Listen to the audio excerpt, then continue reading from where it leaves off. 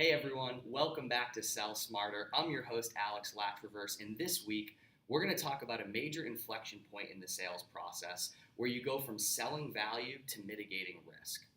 You hear a lot of people talk about selling value, and in the SaaS world especially, selling value is relatively easy.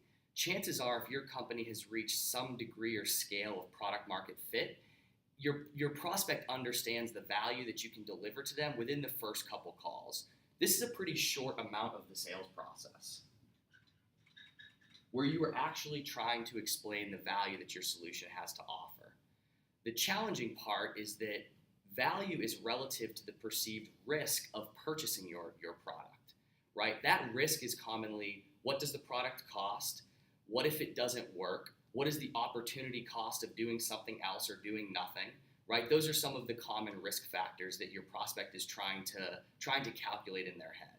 So the value part of selling is relatively easy. What takes a long time in the sales process and in sales in general is mitigating risk to the point that your prospect is comfortable making that purchase. This can often take upwards of 60, 70, 80% of the time that you're actually trying to sell to a prospect. It's important to be aware of where are you at on this spectrum from first call to close. Are you currently trying to establish value? Have you already established that value and you're trying to mitigate risk? And if you are, don't keep cramming product features down their throat, right? So being aware of this concept is extremely important to being successful in sales.